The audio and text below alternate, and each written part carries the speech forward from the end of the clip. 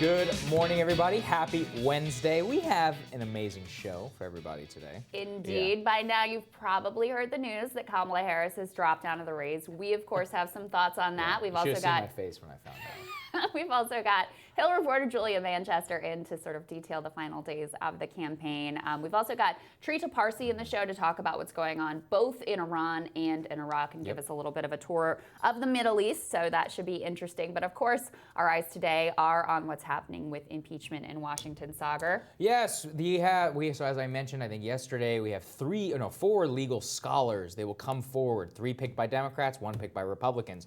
Whatever will they say, Krystal, before whether that this meets the constitutional muster for impeachment? The Republican testimony of Jonathan Turley, he's a Hill contributor, has already come out and been released. He says that, whatever you may think of the president and oppose his policies, that this does not rise to the level of impeachment. It could be dangerous for the country. The other 3 do not agree with Mr. Turley. One of them, as I said, is an Elizabeth Warren donor, maxed out donor to Barack Obama. So, I wonder what she thinks about this whole situation. Broadly, I do think it is very foolish to try and create a large spectacle of bringing constitutional scholars before the House Judiciary Committee to testify whether this is impeachable or not. Like, these lawmakers are the ones who are supposed to follow the Constitution. Yeah. So if you believe it is so, then act in that regard. The Constitution gave you agency. Go ahead. You don't need somebody to interpret it for you. I mean, I think that they feel like this is a box that they have to check off. So the whole idea was the Intelligence Committee would be just about let's figure out what happened. And then this would be about let's figure out if what happened is constitutionally meritorious of impeachment, which of course is just a political decision, etc. Yes. The other thing that came out yesterday that people were talking about a lot was these call logs of Rudy Giuliani calling OMB, calling Lev Parnas, who's the Ukrainian dude who got indicted, calling Devin Nunes, which of course is interesting because Nunes is the ranking member on intelligence, so very involved in this, and it sort of pulls him into the whole scandal as well. At the same time, this really caught our eye. George Nader, who was arrested already and pled guilty to kiddie porn and sex trafficking of a 14-year-old boy. So he already pled guilty to that. He has now been charged with funneling $3.5 million in illegal foreign contributions.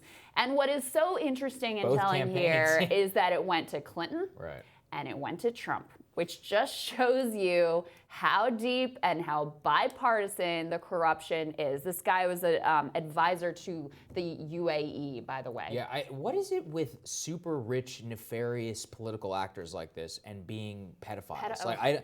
What is? Here's the thing. I know there's a lot of conspiracy theories around this, but you see some of the stuff and you're like, some of it's true. It's like, what is going on here with these like decadent elite? That's the only thing I can think of. It's just like these like decadent elites that go, jet setting from Lebanon and the UAE, going to the Seychelles and setting up, meetings with with Eric Prince and the UAE. I mean, the whole thing just shows you how bipartisan corruption is in the highest levels of the elite. And by the way, I looked into this guy's record. I mean, he was convicted on child porn charges in 1991. He'd been jailed in the Czech Republic, also for abusing 10-year-old boys, and obviously released. Everybody knew what he was up to, right? Why is he still out here doing straw donations for campaigns? And why doesn't everybody on Earth? Why does everybody on Earth just put their hand out like this and say, "Get away from me, you scumbag"? They just decide to look the other way instead because of the money, whether it's into their family foundation, whether it's into their inaugural fund, whether it's into their campaign.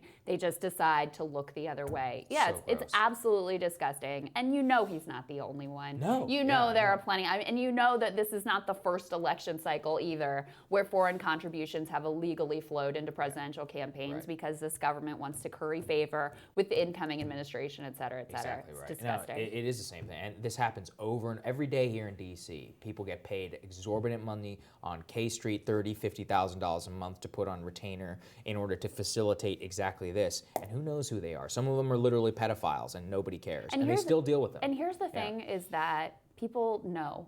No one watching this is going to be surprised. No. They think they're hiding, they're covering their tracks. They think no one knows what's going on. People frickin' know. They know. That's why they're so disgusted with what goes on here. Agreed. All right, we're going to tell you what's on our radars. That's next.